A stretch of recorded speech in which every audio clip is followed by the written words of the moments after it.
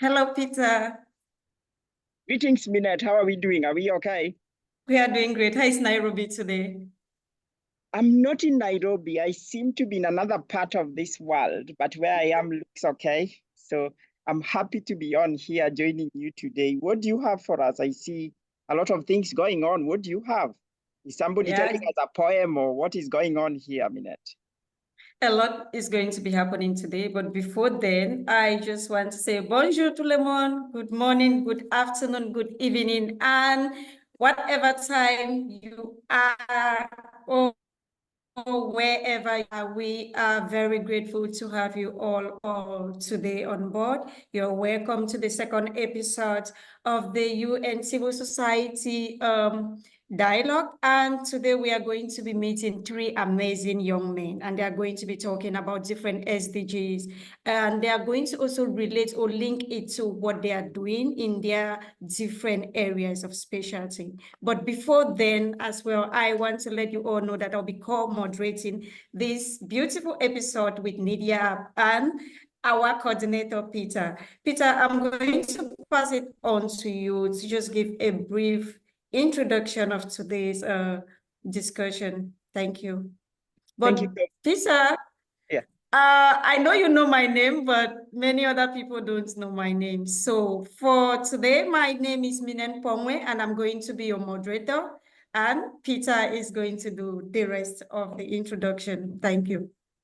I know, Minette, what you did not tell us. Tell us where you are coming in from and probably how we got here really fast. So that, it will be really nice to know, maybe like just quick one, where you are tuning in from and how we got here. Thank you so much for reminding me. I'm actually from Cameroon. I'm a Cameroonian, but I'm based in Senegal. I work in Senegal with an international organization. And what gave me the opportunity to moderate this dialogue is that I was one of the youth reporters for the first ever UN Civil Society conference organized in Africa, which was in Nairobi, Kenya. And that's where I met Peter and other amazing young people. So thank you so much once more, Peter. I pass it on to you. Okay, good one. Thank you, Minette, and welcome on all this. I'm glad we met at the UN CSC 2024. But I remember really quick before I do quick intro, Peter, you had a poem for us. I know we are part of a platform and you did share a really good poem. Do you want to get us started on the good poem that you had so that members can hear your voice as well before we dive right into quick introductions? Peter, go for it. Definitely. Hi, good evening. I have a poem for Mother Earth, and it goes like this. Oh, Mother Earth, forgive my wayward ways.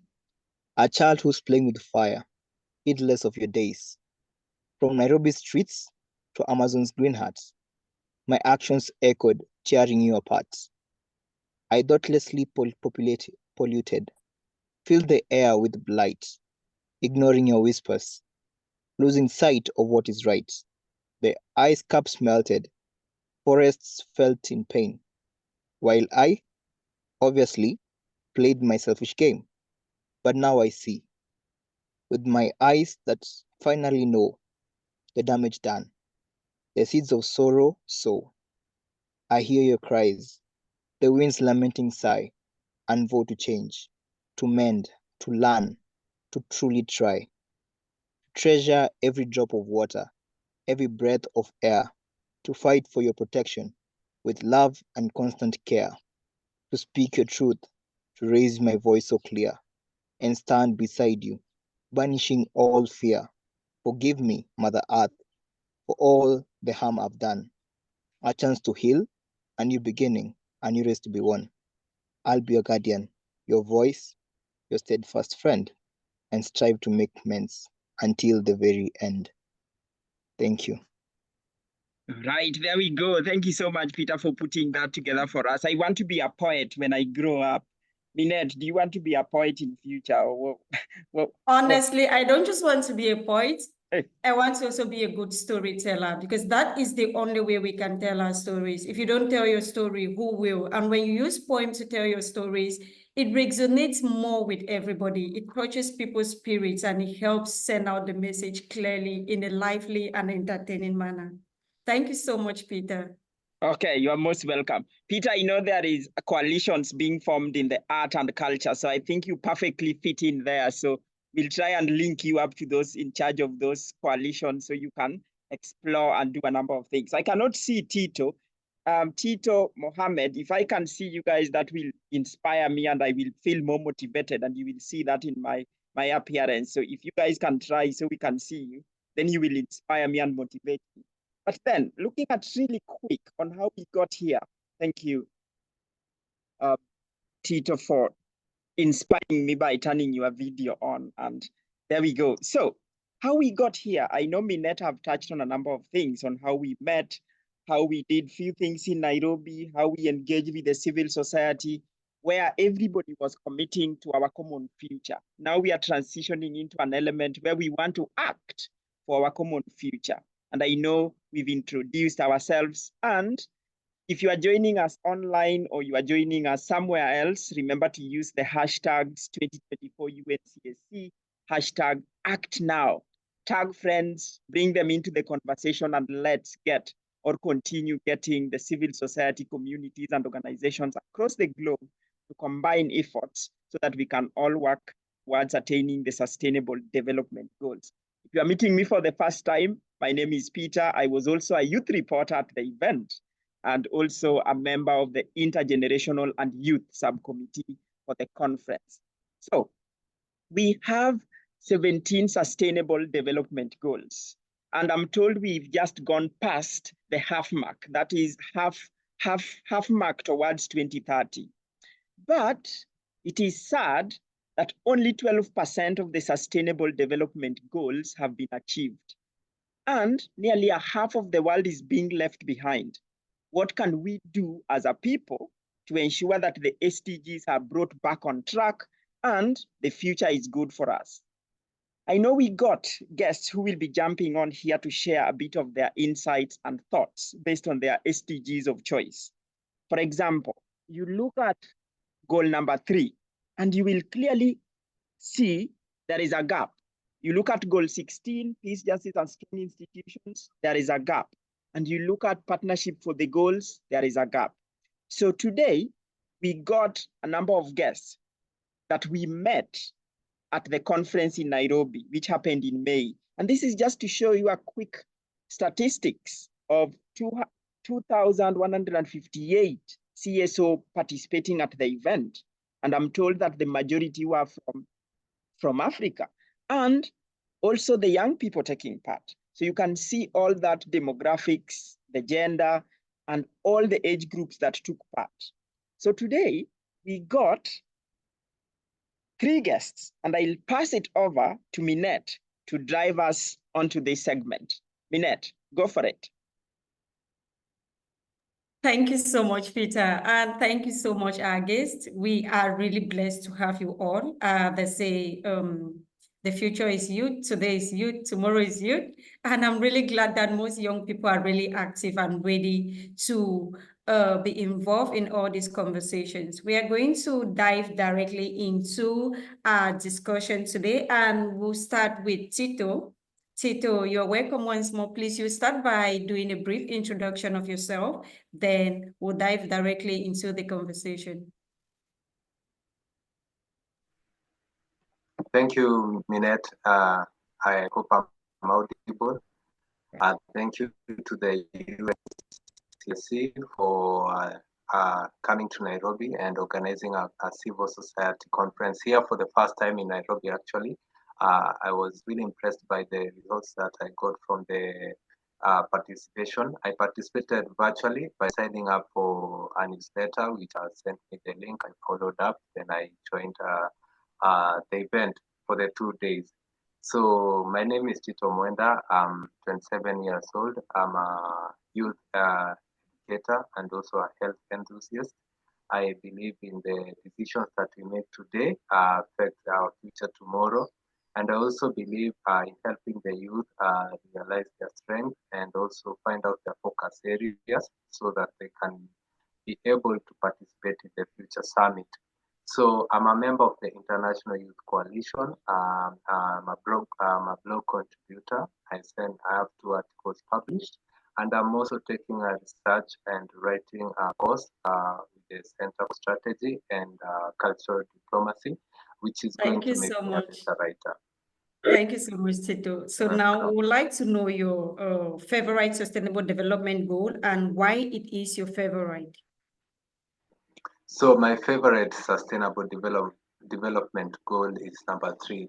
This is good health and well-being. I believe in good health and well-being because it's pivotal in most of the SDGs that we have, which mostly are run by humans. And when we don't have healthy humans, we have weak SDGs. So I think this is my favorite goal because when we have a healthy nation, we are going to have a productive young people and healthy generation also, which will help us meet other SDGs and also increase our country's GDP. So I think this is my most crucial SDG, which I'm very passionate about because of its strength. Thank you. Thank you so much. That is really impressive.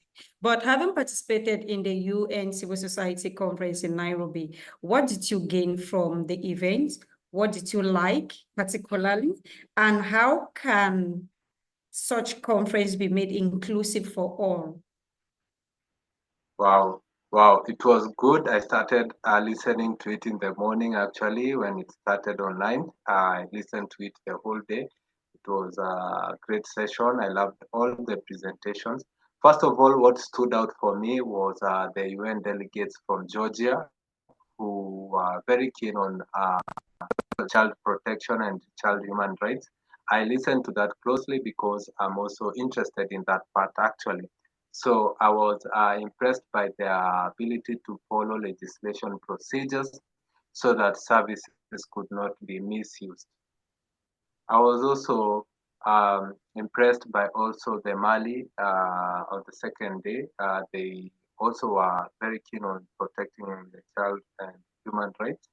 Um, I was also struck by the comprehensive questions that were asked during the civil society conference, where I was able to learn a lot of things at the same time, which were really useful and impressive in also in my life and in my thinking. So I was struck by least developed countries, especially in Africa and Asia, are the ones faced by the climate change crisis. And this is because least developed countries are not able to meet the targets of their SDGs due to lack of better funding and all that. So we have rises in health related diseases caused by pollution. We have also heat related diseases, and we also have rise in waterborne diseases. All right, thank you so much. But I will just allow you to take a break while I get to Peter and Mohammed to do a brief introduction about themselves. So Peter, I'm going to start with you. Please tell us who you are, what you do, your favorite SDG, and why it is your favorite. So my name is actually Peter Komomwangi. I'm from Kenya. I'm a software engineer, a film producer and director. I'm also kind of a storyteller. I love talking a lot. And I'm also an enthusiast in lives, in social, in everything connecting to people. That's why my favorite SDG is SDG 17, partnership for all the goals. I actually believe generally the enemy in every sector of life is poverty, and poverty only controls everyone. That's why it's all people. And for you not to have poverty as per se, is generally connected in all the SDGs. If you are poor and you can't get money, if you are poor and you can't get health, the correct health, if you are poor and you can't get a job to make your poverty status, like remove your poverty status, is not going to work. So I actually believe in the connection of goals, in the like where everyone in all the goals are actually connecting to work on one thing. That's the human race. And if the human race is working together for themselves, then it means connecting all the SDGs. That's why. That's my favorite SDG. Thank you. Thank you so much, Peter. I really appreciate, and I like the fact that you like SDG 17. It is indeed like it cut across everything. It is interrelated to all the SDGs. And thank you once more. So now, Mohammed, thank you for joining us. Please, you just tell us who you are, what you do, and your favorite SDG, and why it is your favorite.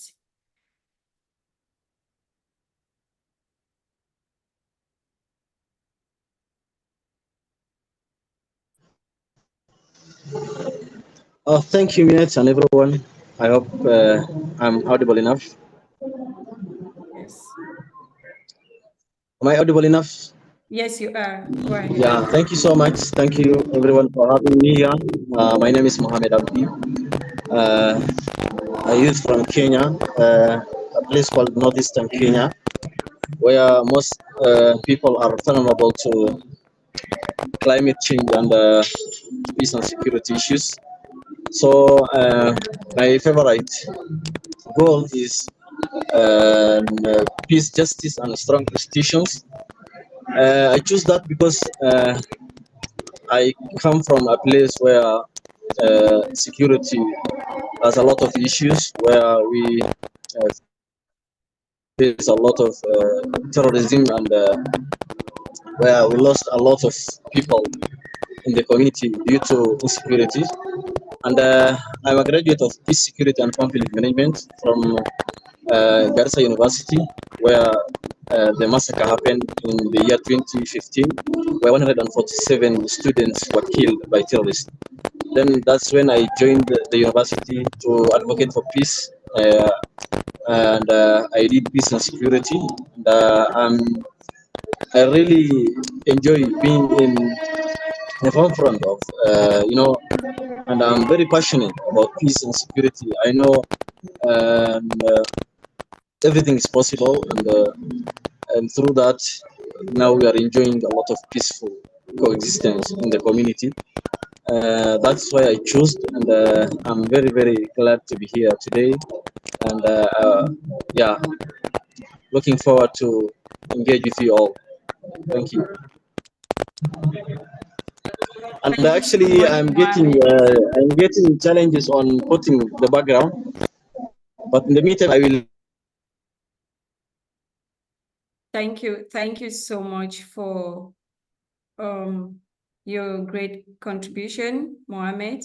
We'll get back to you. And like you said, peace is actually something that is really indispensable. And I think without peace, we cannot achieve any of the SDGs or the SDG goals in general. So thank you once more for your contribution. I will come back to you, Peter. And please, could you kindly turn on your camera, Peter? I know we are two Peters in the house though. Peter Mwangi. Okay, cool. Thank you. Yeah, Peter Mwangi, you are next. Please, could you kindly turn on your camera? Give me a minute. Give me a minute. All right. While you're trying to do that, I will just go ahead to read out your question. I want to know, having participated as the UN Civil Society delegates in the conference, what did you gain from the event, and what did you like specifically about the event, and how do you think such a conference or an event can be inclusive?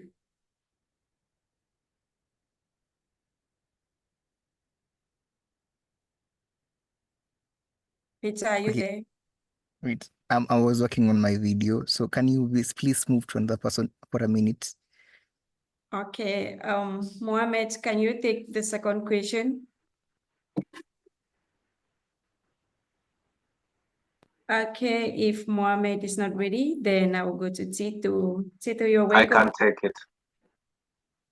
Yes, yes. I think and I believe that I feel the UN can make these engagements the UN can make these engagements inclusive by us ourselves as leaders forming groups, having groups that we send information or announcements regarding the UN. So, and advising people in those groups to subscribe to the newsletter. I think while so many people who have subscribed to the newsletter will be able to get this information daily, they will be able to sign up for these events and know about these events before they even start. Like the one that now is happening in New York, which will be, I think, Kenya and New York, something like that. Maybe Peter can clarify that. But it is interesting when we involve our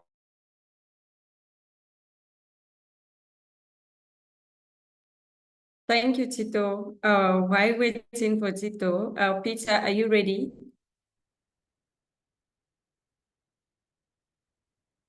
Peter, are you ready? Yeah, we can actually make these forming groups and inviting people to follow. Thank you so much. Thank you so much, Tito. We appreciate. Now, Peter Mwangi, are you ready? Or Mohammed, are you ready for the next question?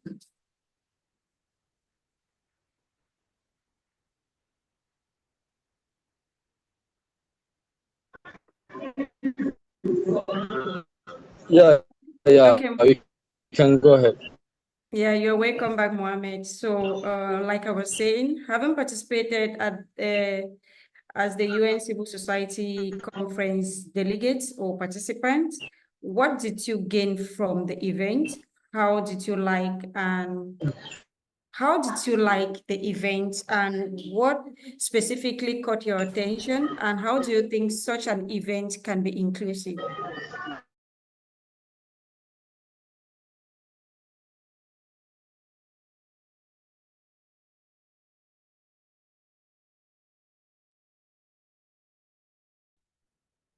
Mohammed, are you there?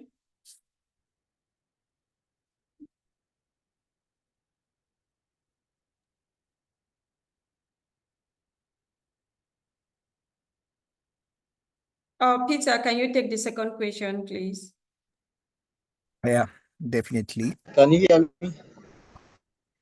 Yeah, Mohammed, just wait a bit. Let's go with Peter and you come back later. Thank you.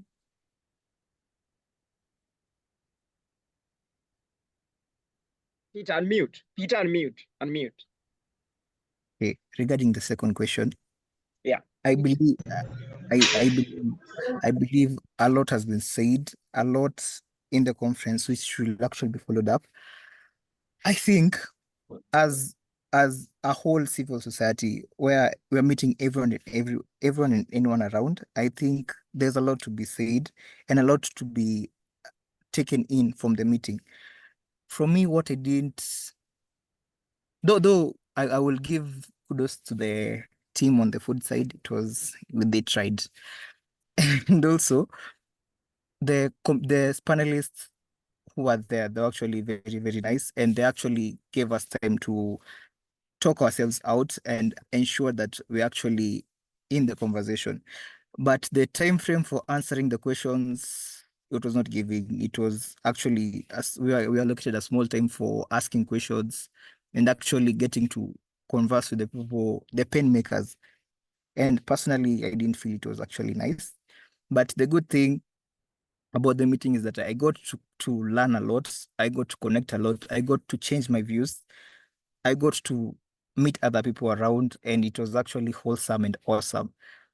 I got to interact with people who actually, we thought the same things, and we're actually building ourselves as a young people, as a generation. Yeah.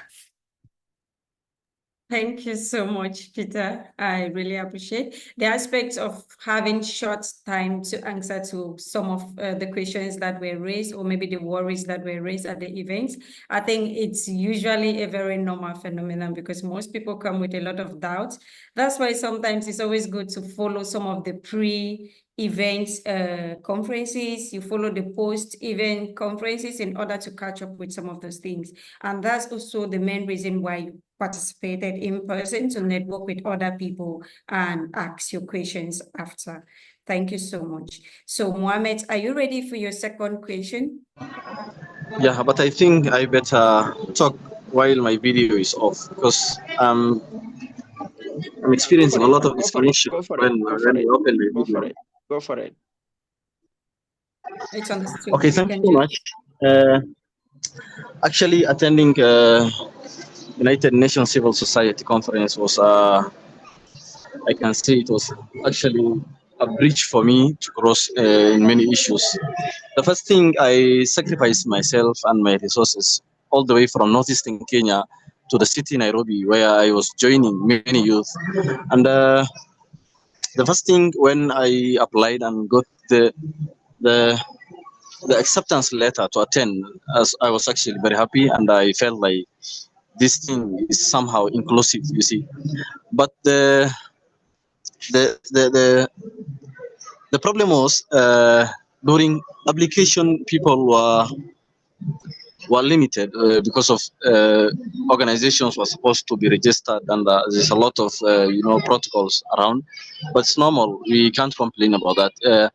And the first thing I have realized and I have gained at the United Nations Civil Society Conference was I have seen that the conference was geared for youth to feel listened. We were actually we felt like the leaders were listening us through our grievances and our concerns that we shared with them in the conference. And when I saw, I think it was the last day when many people were cheering and protesting in the hall while carrying the flag of Palestine. Were shouting about the ceasefire. And the leaders were saying that protesters all the youth were. we are losing you. Huh? We are losing you. Can you be audible, please? I think Minette. Okay, Mohammed, one, find Can out. you hear? No, Mohammed, quick one. Can you find a quiet place, and when you come, we sort that one out, and then we'll give you the mic, and then we can crack on to the next one. Minette, can you dive on to the next one? Mohammed, find a cool place, and then we can, when you are set, we jump on. Okay, yeah. Thank you so much for your contribution, Mohammed. We'll be looking forward to talking to you again in a few minutes. So now I'll go to Tito. Tito, statistics shows that only 12% of the SDGs are on track. The rest are off track, while others are even on back track. Why do you think this is so?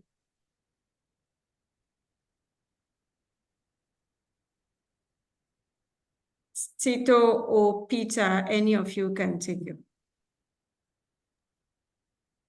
Allow me to go first here. Okay.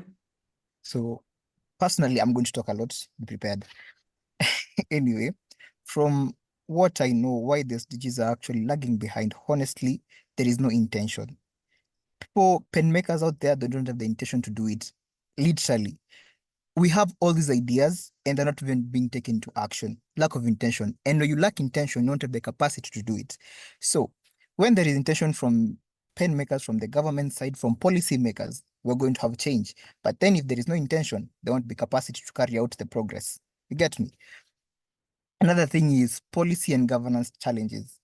You see, the SDGs, I guess the SDG, when the SDGs were actually being made, 17 of them, they were made in, I guess, Paris, if I'm not sure. Do these people have the ability to take down the SDGs head to head? Do the government system in the whole world, in the whole member states of the UN, are they actually doing something about it? Are they including the SDGs as part of their goals in whatever they're making in their own roles? Whether it's climate change, are they putting it in action in their policies they're making? Are they making it a big thing for them? Are they owning the system? Are they doing that really? No. So can you, if they're not owning it, then they won't be doing it initially. Another thing, that's for sure, uneven development and equality. When, for example, when the stages were being made, they wanted everyone to be equal. initially. But then when I'm in Kenya, another person is in Europe, when we're not living the same lives. So it will be very hard for that person to follow the SDGs and to actually come on one with them, work out everything for them. It's very, very impossible. That's why I think the SDGs can, if we are going to have low numbers of the SDG, if we are not all equal, if the development side of it is just not giving, where I'm suffering, another person there is not suffering. When you tell me, let me not pollute the environment for just because another person out there is suffering and I'm actually want to make money. When there is poverty is a very big thing in the whole SDGs. That's why it's number one. Poverty controls everything, honestly speaking. But then how do all these all of the everything partners come together and actually make something of what they're doing? Another thing, it's crisis. The crisis we have across the world, they're actually damaging us. We won't focus on the SDGs if we have crisis. There are earthquakes here, there are flooding here. We won't focus on SDGs if there is war somewhere else. How will the whole world come to par with, we have SDGs and they're actually very important. If you're going to follow them word by word, make it our own obligation as a world, as everyone connected in the whole wide world, to make something of it, to make something of the whole SDGs and make sure we're actually intentional in doing that. Then crisis will be a thing of the past, because initially even the crisis is actually coming from the SDGs. If we tend to follow the SDGs, then we'll have no crisis.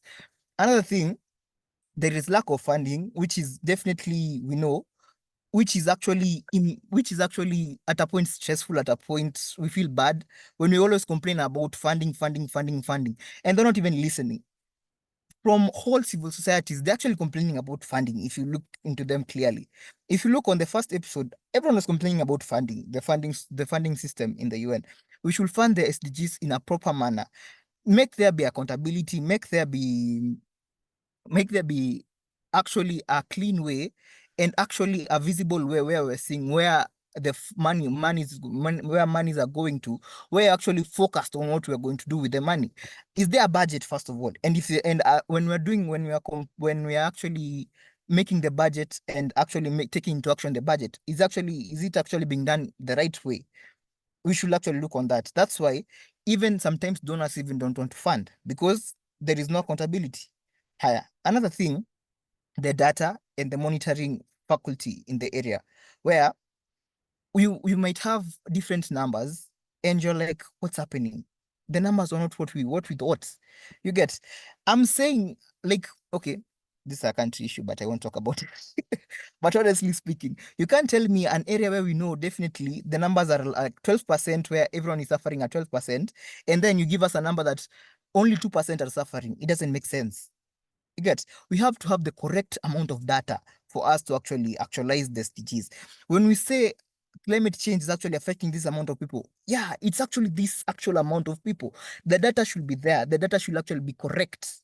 You get, and then how do we monitor the SDGs? How do we put it like a plan where we are like, okay, in this year, we are going to monitor all the SDGs in this country for how the percentage which has been completed. Trust me,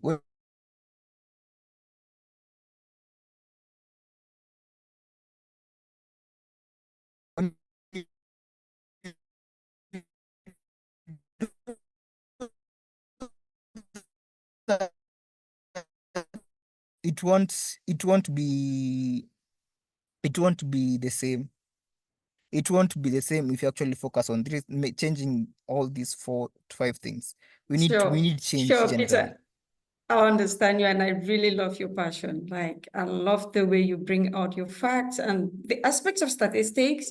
I think it's very crucial because most of the times when you don't carry out an assessment before providing a solution, it's always faulty because you don't actually know the exact situation.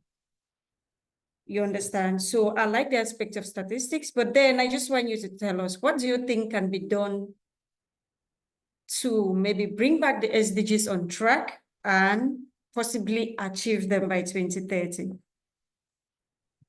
Friends, to be honest, it's only one thing needed, honestly, the intention.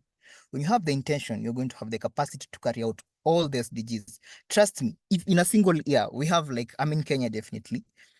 If the government of Kenya says we have the SDGs, which are not even part of the equation, trust me, when you actually look at the SDGs and actually plan on them one by one, for us as a nation, trust me, the SDGs will actually be completed. So when there's the intention to complete, to make sure the SDGs actually complete, to make it well for people, I don't know if you understand where I'm at. Like, yeah, like when there is intention, definitely something is going to happen. That's the only thing we need. But then, is the governance system supporting the SDGs? What are the policies they're making? Are they going to affect the SDG more? Right now, we're talking about poverty, you're talking about climate change. Then definitely, if you put in mind both poverty and climate change together, you will be poor. You'll be poor if you don't. For example, I run a company. I run a company. I don't run a company. Sorry, but just an example. I run a company where we're actually destroying the environment, but I'm getting money. You understand where I'm at? I'm getting money from that company. I'm trying to remove poverty in my life, but then I'm destroying the environment, which if I don't protect in the next 60 years or 50 years, we won't have a life either way. You get? But then we're going to say we're living for today and not tomorrow. Thank you. Thank you so much. I'm Build the going next to future. bring up, let me bring in Tito or Mohammed, who is available. Please, if you're available, just unmute and I bring the question on before we get back to Peter. Tito, are you there? Okay. Mohammed, are you available? Yeah. Okay, so Mohammed, Am I what do you audible enough think? now? What do you think can be done in order to bring back the SDGs on track and possibly achieve them by 2030?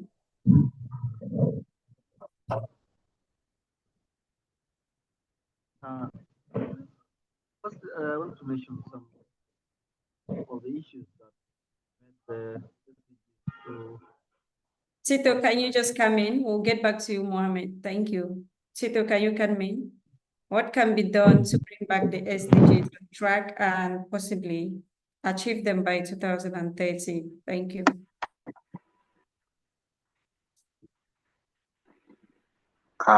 Personally, I would on specifically, I'll talk about SDG3, good health and well-being. I think what can be done to bring them on track is increasing health funding, especially on funds that support aging, the elderly, also supporting pro-life groups and centers and working together with them who are ready to protect their own and provide prenatal care for children born in crisis or in war zones. Thirdly, is also expanding immunization programs to reach people in remote areas and also to reach people in in remote and war controlled areas. I think that could be done to accelerate SDG3 on a greater manner. Yeah. Thank you. Thank you so much, Tito. Peter Mwangi, I'm coming back to you, Peter. If you were the Secretary General, the UN Secretary General, are you there, Peter? If you were the Secretary General, what will you do to ensure your favorite SDG is achieved by 2030? As I said, my favorite SDG is SDG 17. I hope you listening. Yeah, is SDG 17, where we are connecting for the goals. We are all working on one goal, making sure all the SDGs are successful. You get, like if it's poverty, I'm going to work with because half of the SDGs are actually social problems and the other ones are actually economical. You get. So if you actually all work together towards making sure I'm not poor while making money, when we are all working together towards making sure I'm going to have my life, my children are going to have the best of life, the best of environment in the next 100 or 30 years, century, we have to do something. That's why I actually think all the member states of the UN should actually adapt the SDGs, taking them seriously. Adapting the SDGs in terms of taking them in their policies, making sure in all the policies they're making, because each country have their own constitution, have their own thing. I will actually put pressure on the governments to make sure they're actually putting them in their policies. When we're working towards poverty, reducing poverty, what are the laws being made to reduce poverty?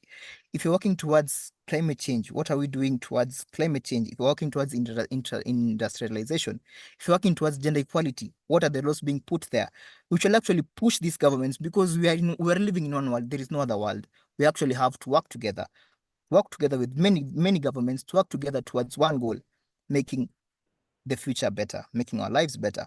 And that's why I will actually put into place, making sure the government system, make sure they understand us and they understand the heaviness of the SDGs.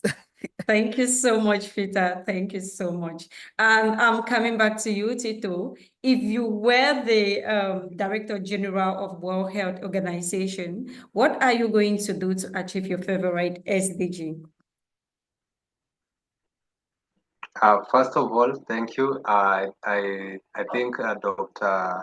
Tardas, the Director General of generally the World Health Organization, has a reputable background in his field, is doing good. And I think he can do this. For me, being in his shoes, first of all, is to ensure that all health our workers are well are supported, first of all. Then secondly is also expanding the immunization immunization systems such that they are strengthened to reach the child in remote areas to help that child to be protected from child-related diseases. Another thing is also that I will do is for him to work with pro-life groups, which are specifically Christian organizations who are willing to protect the unborn from and provide prenatal care, provide funding to these private institutions. Thirdly, I would also invest more on aging, because since countries like the US have done well over 30 years in health systems, and things is going to be transitioned in Africa such that people in Africa will also be wealthy and older. So it is for the Director General to know that these elderly people will be able to provide support to the young people. So it is better for the World Health Organizations to work together with the organizations that are fighting aging diseases. Yes, thank you so much. Thank you so much, Peter, Tito. Sorry, thank you so much, Tito. Before I bring in our coordinator, Peter, I just also want to state maybe my own point of view. I also have a favorite SDG. Actually, my favorite is SDG 5, which is gender equality. I contribute to the last minute, please? Okay, Mohammed, I'll bring you in shortly. Yeah, so as I was saying, my favorite SDG is SDG 5, which is gender equality. But I think that all these, the idea of tackling these SDGs separately is actually limiting us from achieving the Sustainable Development Goals. Because, for example, if you invest in education, which is SDG 4, if you invest in education, it's going to actually give people the knowledge to be able to develop climate solutions. If you invest in education, it's going to help people to know how to maybe develop gender inclusive policy, which is gender equality. If you also invest in education, it's going to also help give people knowledge in order to work on food security to limit poverty, hunger, and other issues. So I think we need to work together. There needs to be a collective effort in order to tackle these interconnected challenges that we are facing. So now I'll come back to you, Mohammed. Just tell us what you think if you were maybe how can I put it? I would say if you were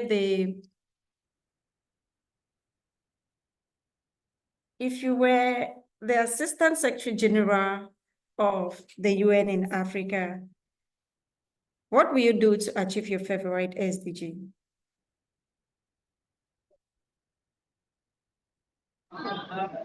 Thank you for bringing me back. I think I am in a better place now. Okay.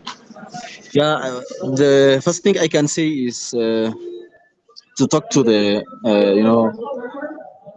the countries in Africa to put the strategies in place for the SDGs, like the one of peace, justice, and strong institutions.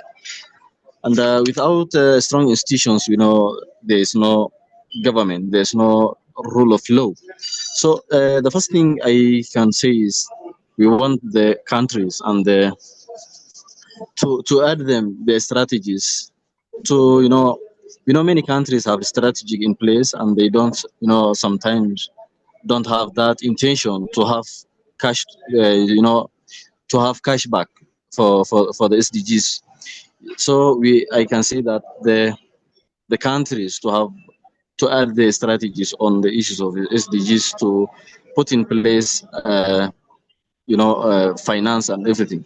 The other thing is many countries in Africa are poor and actually they are under tremendous debt burden. And the first thing I can say is the like of IMF to at least uh, to do something on the debt for these countries to actually have some finance and sometimes to to to to to to, to deal with the SDGs. The other thing is the SDGs. There should be more finance from the private sectors to finance all SDGs because we are all in the same planet. The private sectors just not to focus on the government to do everything.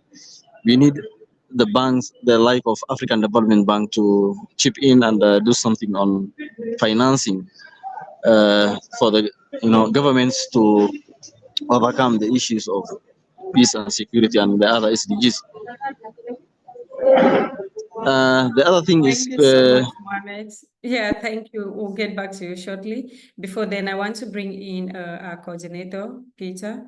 Peter, you have the floor. Can you just share? You are actually just so many things. I know you have a favorite SDGs. I know, but then I know you are virtually everywhere. Your energy is you're always motivated to talk about any of the SDGs, and you're actually doing so well. So please, you have the floor. Thank you so much, Minette. So first, let me just say, guys, I've been taking notes over here. But first, I'm passionate about SDG1, no poverty. So Peter, we are on the same line with you over here. If our stomachs are okay, then we can look after the rest of the goals. Minette, is that correct? But if you are trying to tell me about these other SDGs and my stomach is empty, my friend, just forget about me cooperating. So you guys gave me some really good points, and Peter, you did touch on the data. What data are we looking at? What about Peter if I'm sick? But now Tito brings another Peter, what conversation. about if I'm sick? Yes. What if I'm in bed? Now you are bringing yourself into this conversation again. Look, first, we have to eat. And if I don't eat, I might fall sick.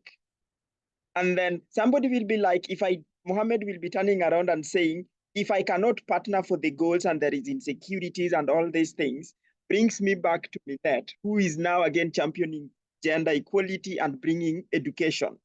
So in a nutshell, you look at all these SDGs, they are intertwined or interconnected. But my friend, talk to me about SDGs when my stomach is empty, I will run away. So my favorite SDG is SDG1. Obviously, I work on those other ones, but I've been listening behind the scene and you guys brought really good points. So probably Minette, I can just echo that really quick. Peter touched on the data. Do we have the right data that can help us probably monitor and evaluate and see how we are doing in the progress in relation to achieving the SDGs? You talked about monitoring and evaluation. Are we monitoring and evaluating things, or we are just out there?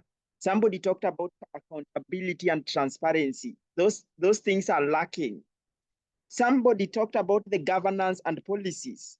All of you touched on funding. Are we funding these things properly, or we are just talking over things? Somebody came with the laws. Look, we have something that we want to achieve. We don't have the laws. We are busy championing things that we don't know even where we are getting on. So if even Tito is sick, he can't know which law to go to. And then collective effort. You guys said, how can we come together to champion all these other goals together? And in addition to that, you have the private sector cooperating with the civil society and working as a community. And I know, Tito, you bring a really good one that conversation is revolving around, talking about the intergenerational collaboration. How can we bring the entire groups together to advocate for these things together? And then the debt relief. I know this was from Mohammed, the IMF, reducing debts and doing all those sorts of things. I know Kenya, we are rejecting a bill somehow, and all this thing conversation is going on. So to conclude, you guys, you have an idea and you have a deep thought of how together we can actually bring the SDGs back on track. And I'm glad that Minette, you moderated that. I know we face a few challenges with technology, but this is a start of a conversation that we can see Tito lead good health and well-being and bring more people together. Minette bring people on gender equality together, Team 17. We are still deciding a name, by the way. Then Peter, you bring some people to also work on with us on partnership for the goals. Now you are like now the overall Peter. You bring all of us together to advocate for all these goals. Minette, I think this is a really good start for a conversation that can go on. And this is now what we are building on. Now, coming from Senegal, you are like representing other groups. We have youth reporters, and we want to build this one on. Last, we had 3 guests. Now we have 3 guests. That is 6. Now, 6 SDGs on the or like in the box. So, Peter, we will be counting on you to build that team. Mohammed, we want to count on you to build that team. Tito, we want to help you build that team. Minette, I think our interview is coming on next. And now we want to mobilize people, come up with a plan, and keep the conversation that started in Nairobi going. That is a long summary of mine, Minette. And I know you can take time to just echo some few things before we bring this one home and start a good conversation going forward. Thank you so much, Peter. Thank you. Thank you so much for the detailed summary of everything that has been discussed today. I really appreciate, like, you always bring light to the room, not just light, you bring a lot of knowledge and you simplify your facts in such a way that even if primary school kids can understand what you're saying, and that is inclusion. Inclusion should not just be limited to those in the developing and developed countries. It should not be limited to persons with disabilities. It should not be limited to sexual orientation. It should cut across everything. Being able to communicate your ideas, being able to communicate your solutions, being able to collaborate with other people to make these solutions a reality is really a great idea and strategy that can take us all through achieving the SDGs in 2030. So I want to thank you all once more for joining. I would have asked you to give your final words, but time is against us. So let's continue with the conversation. Invite other people in your network to join us next week. Also tell someone to go and watch the recordings on Facebook. And if possible, share what you've learned today with your network. Once you tweet, use the official hashtags, which are Act Now, We Commit 2024 UN Civil Society Conference. So thank you all once more for joining. And I am Minette, your host for today, the Cameroonian, and my co-host and our coordinator, Peter, will conclude. Thank you all. All right, good one. Thank you, Minette, for creating time. But I wanted to add, you see, this young, I will say this, I don't know whether I'm not a Generation Z or a Generation Y or X. I'm still figuring something out, but I will tell you that another time. But look, my friends, Minette have touched on our network, but please go connect with Tito. He's on LinkedIn. He might be updating his LinkedIn soon to have more following and more connection. So connect with Tito, find out what Tito is doing with Tunes at Trust and what he's doing in terms of good health and well-being. Peter, we need to see your poems over there. Peter Como, I know he will be updating his LinkedIn. Please go connect with Peter and let's get this conversation going so that we can mobilize people to partner for the goals. Mohammed is also there from a marginalized community in northern Kenya. Please go connect with Mohammed. Let's get this conversation going, and I'm sure and very confident that we all can do something. Just like Minette, I know Minette, we love this challenge. I know we are building something for ACT now that will be coming soon. So once we complete our interview of 17 members, each forming a team or representing a goal, we'll have like a challenge. But now I think with the set interviews or done interviews, we are more likely now that we are going to set the challenge so that we can use that to mobilize members. And now I know Peter will be concluding this to us by a poem. Peter, I'm coming to you shortly, but let's, as a team, as everybody out there, let us act the same way we talk. Because if we do that, we are more likely to achieve the SDGs. But if we just continue with the talks as usual, we might get nowhere by 2030. So I think that will be my parting shot. And unless Minette, you have something, or we bring Peter for a closing remark, but anybody now is like we can do 30 seconds each. Minette, you are also welcome again to do it. I'm just like bringing it properly home so that we know what each member will be looking forward to. What do you think? Oh, okay, that's a good idea, Peter. So I think they should give their last word and then Peter will be the last with the poem. Yes. Yeah. So we'll start with you, Mohammed. Give your last word. Yeah, so thank you so much. Thank you for everyone. This is the conversation. This is the beginning, and we want to, continue. And we want to shift from discussion to action. That's why there is action, you see. And this I have mentioned in African Development Bank annual meeting last month, and I told the leaders. I was actually there, and I was given a moment to speak on the front while I was talking them about shifting from the discussion to action.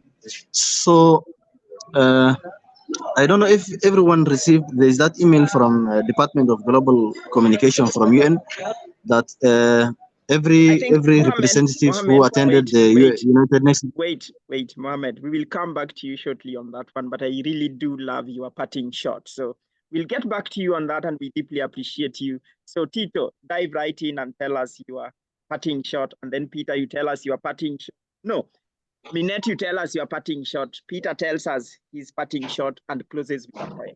But thank you, Mohammed, though. Thank you, Peter. Thank you, my distinguished delegates. And I want us to keep the conversation going. So my parting shot is very simple. Let's act, and also let's pray for our neighbors, and let's love one another. Bye.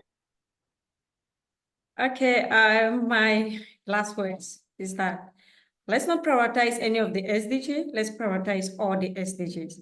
And let's match our actions with our words with our actions, and let's collaborate in order to achieve the goals come 2030. Thank you. There we go. Thank you so much, Minette, Tito, Mohammed. Peter, you have your parting shot and you tell us a poem with now your camera on.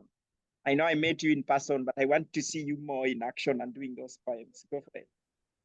Okay. My parting shot is now we push the governments and the governance system to be intentional with SDGs. We need to act quick. We need to collaborate before we are all in shambles. That's my parting shot. May we work together for a common future where we are all happy, where we are all just sitting, relaxing, and just being there and working towards what we want in life. You get?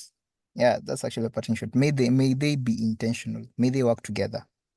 So my last poem is a poem actually. I'm a young person trying to survive, living this world where you just don't know how tomorrow is going to be. That time, I guess, when I was writing it, I was at a point of distress. But yeah, it goes like this. It's called My Long Road Home. So I decided to take the long road home. Thus crawling up my gigantic feet, stepping into the hole of darkness, thinking maybe I'll make it, maybe I may not. Hope this car reaches its destination. It's never-ending road. No passenger, no driver, just me and my boots. I want to reach home. I hope to reach home. I want to get home. Yeah, thank you. I hope we all get home, and our home here is achieving the SDGs by 2030. Thank you so much, Peter. Thank you so much, Mohammed. Thank you, Tito, and thank you, Minette, for all the support and for all the sharing. Let's get the bus home. Let's get the boat home. Peter, we appreciate you all, and thank you, everybody. Thank you. Bye. Thank you. Bye, everyone.